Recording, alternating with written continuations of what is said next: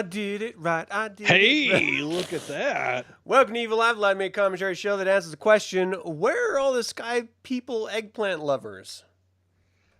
It's fucking four corners, Holmes. Four corners. Subscribe if you're new to the channel because today we are reviewing Season 3, Episode 2 of FX's Reservation Dogs. Yeah. What are your initial thoughts of this episode? Man, I love Graham Greene. Oh my gosh. Anything he is in is just fucking pure gold.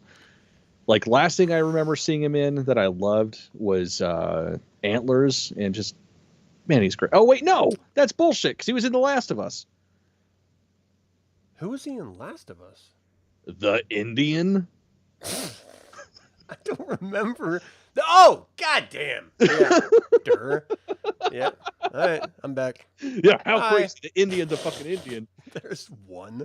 Yeah, no, he's just so goddamn good, man. Oh, he's always great. Like him and Gary, fuck, I can never remember his last name because I always think of him as Gary Troublemaker. But the uncle, like anything he's in, I'll fucking. Okay. Yeah, I know the uncle for sure. Yeah. All right. Well, this was directed and written by Tasba Chavez. I'm not familiar with him. Oh. I have no idea. Maybe it's a girl. I don't fucking know. I thought this episode was way too deep than it actually appeared to be.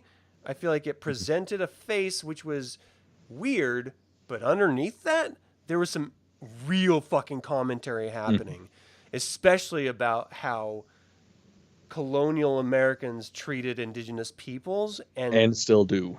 and the genuine atrocities that they committed upon them that most fucking quote unquote white people don't know anything about because it's fucking hush hush. No one knows about it.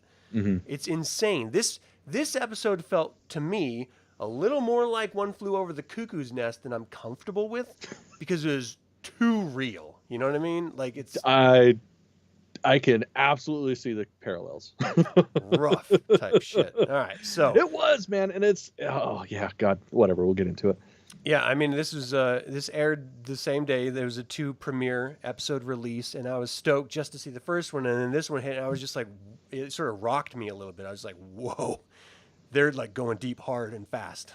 Like, if this is the trajectory for the rest of the season, which I don't think it is because it's a comedy, and this was funny, but it hit some fucking.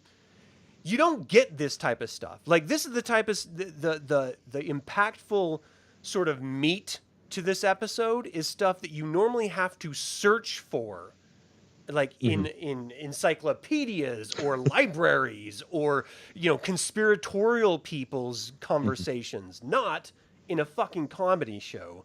Yeah. And it hit all of those notes so well that it just freaked me out enough to make me love it desperately. Right. Oh, goddamn. All right, so Bear is lost. He's wandering literally in the desert. Ultimately, he comes across what looks like the salt flats in Utah, but I don't know where it is. And this fucking Spanish guy, this Spaniard, Fucking conquistador, man. That is some shit. It's like, amazing. to have to deal with that in the afterlife would be fucking miserable. Well, and then he shows, in order to get rid of this conquistador, Knifeman shows him an eggplant that is gilded in gold. It's like, yeah, there's Indians over the hill just giving gold away. You like gold, don't you? Yeah, go get it. Fuck you. Don't take mine. And then he's like, we should probably pray for them, but nah, fuck that. I'm not going to pray for colonials. Right.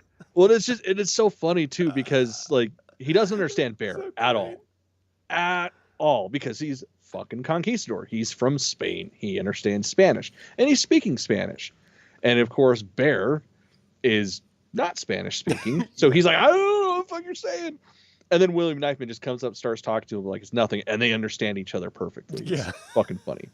Now, to be fair, Spanish was a trade language in the Americas way before English was a language in the Americas. So it would make sense that he would know it, but it was still funny to me. Yeah. I think it is important to note that it was the Spanish that were the total genocidal assholes before the English ever came to the Americas.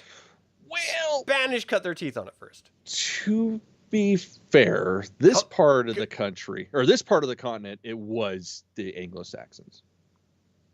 What? The Spanish came up through South America, Central America, into Yeah. North America. And I mean, they had a decent chunk, like this area specifically, they did, like almost up into Canada, but like the rest of the fucking side, yeah, man, that was French and English. Well, fuck them all. They But all yes, suck. especially fuck There's the no Spanish. good guys here. No. Yeah, fuck them. So I this is where William Knifeman really is like center stage, I thought. Mm-hmm. Like he came out hard, and then we got the fucking Indian tier. What the fuck? Oh my god, man, that is so. I wish I could drop just a single tear on a whim. Like anytime I see people littering, I want to make that joke. Yeah. Anytime I drive by litter, I want to make that joke. I wish I could do that. But yeah, it's just funny. And he's, finally scares him off. And then he's talking to Bear about, oh yeah, no, you're in the spirit paradise. This is where everybody hangs out. That's why he's here. Blah, blah, blah. This hat, I got it from Genghis Khan. He thought I was cool, so he gave it to me. And it's like, In that old that's Indian way. awesome. I told him I liked it, and he had to give it to me in that old way. Oh, it's so good. God damn. Yeah. But ultimately, he's pushing Bear to be found by, well, presumably to be found by Maximus, but we don't, maybe that was just a happenstance as well. But he gets a fucking dart in his neck. Yeah. And passes out, wakes up tied to a chair, and there is fucking Maximus, Graham Greene, staring him mohawk and just kind of freaky and scary. Yeah, no, he was terrifying in this role. Yeah, so Maximus as a character we're introduced to seems like a conspiracy theorist that's sort of focused on alien space things that comes from the same town on his, I think it was his father's side from where Bear came from. And then they have all these weird analogous experiences, like Maximus says that he sees, sort of space people, not aliens, and he's, growing eggplants because that's what they eat.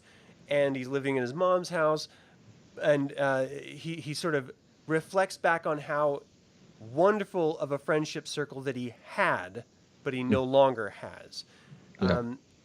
We learned some things in here, and we'll get into in a second, but then that sort of connects immediately with Bear, who sees spirits, and he's, he has this wonderful healthy friend connection that is incredibly supportive. He has a loving family connection and community connection, which is amazing. But he doesn't see it. He doesn't realize it. And I think that's what this episode really was about, focusing in on. Oh, yeah. Yeah, definitely. It was beautiful. And then we get to see the dirty side of why Maximus is the way he is. Yeah, And- good old boarding schools, man. God, No one ever wants to acknowledge them. They just want to tear them down and put fucking apartments over them. They didn't. There's no way of addressing the atrocities that colonial Americans committed on native peoples. There's no good way of saying it because there's always worse things that they did in every single aspect. Like there's no like, oh, they did this one horrible thing. No, it was all horrible things. They did. It was illegal for them to know their own language as children. They forced sterilized women so that they could not have. That's still a thing. Oh, fuck. That is still 100% a thing. So they force sterilize native women so they cannot propagate, which is unbelievable that it's still a thing. Like, I genuinely, that blows my fucking mind. And then the kids that they do have, they don't have any rights to them. The government can just snatch them up and give them to anybody else. Aside from not having any parental rights, reproductive rights, historic, ancestral rights, they're forced onto reservations that aren't even necessarily their native lands. They're just the lands that the Americans didn't want.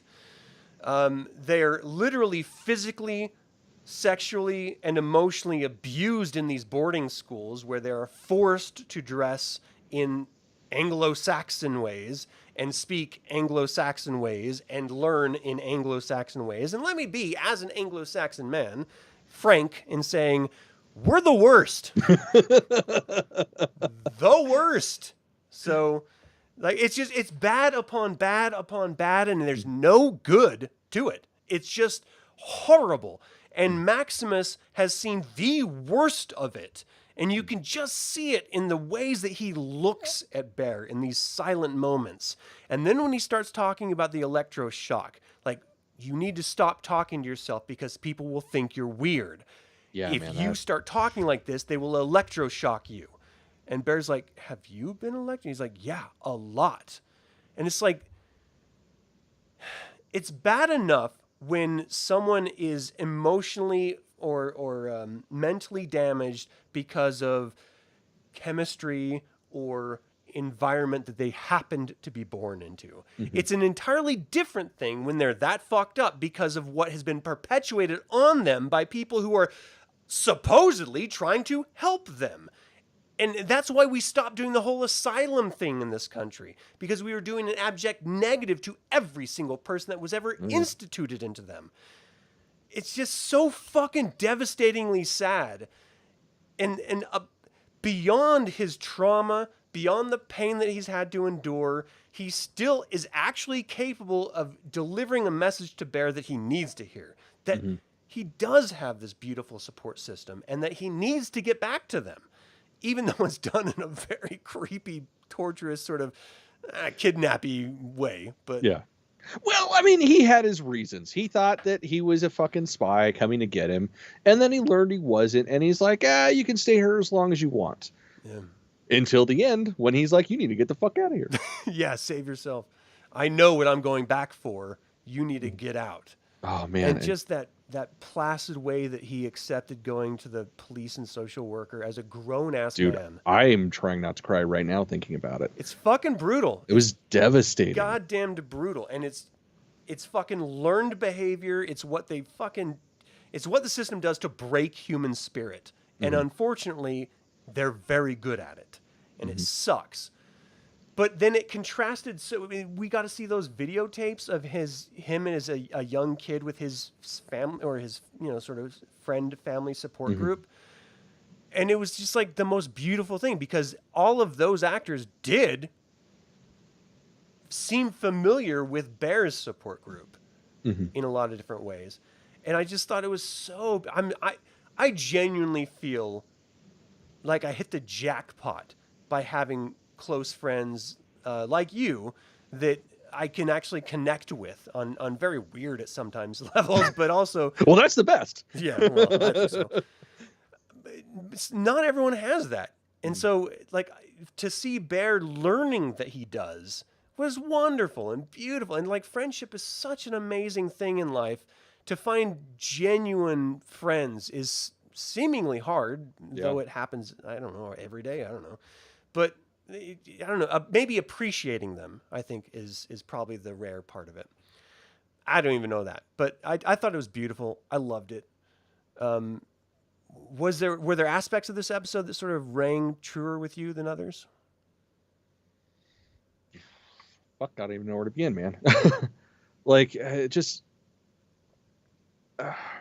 like I know people like that. I have family members like that, not just on my father's side, which is the native side, but even my mother's side. So it's like that level of psychosis, separation from reality.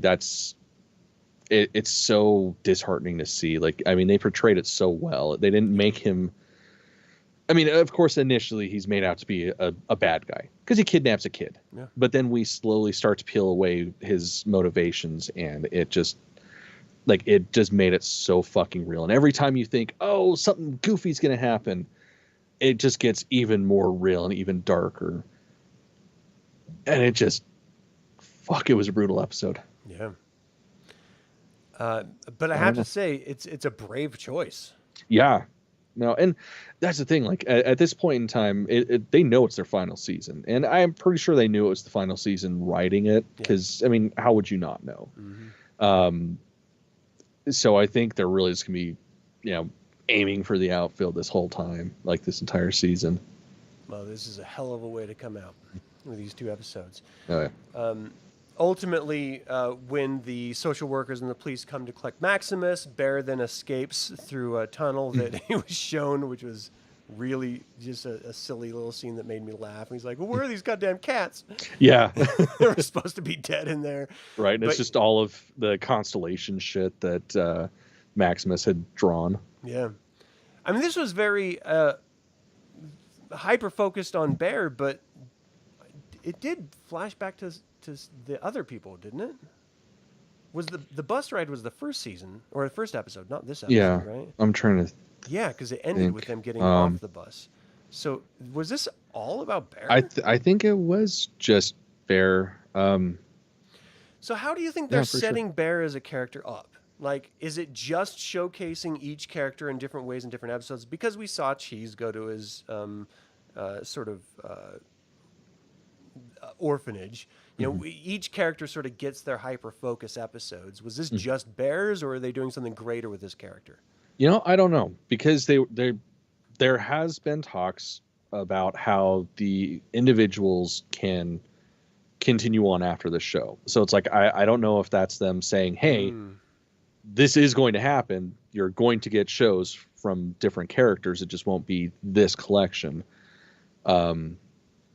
So maybe I mean we have gotten individual episodes of him earlier on, like in the first season and stuff, and then with last season it was real heavy on. I mean, pretty much everybody but Bear. Like everybody got their own standalone. So I don't know if this is like playing catch up, and then it's going to start going to the other individuals, and maybe they're going to almost like break up or split up. Oh, I don't want that to happen. I don't want that to happen either. Especially the moment. I mean, I know it was the last episode, but like the moment where Cheese is talking about, oh well, you know, I'm the youngest one. You guys are of course all gonna leave me. And Willie Jack's like, I won't leave you, and head down. It's like, man, I fucking love Willie. don't Jack. make me cry, you fuckers. I love Willie Jack so much. Yeah, definitely. Like goes William Knifeman, fucking Uncle Brownie, and Willie Jack. He's so great. Yeah, absolutely. He's so great. Oh man. Yeah, I mean, what highlights? What was your favorite part of this episode?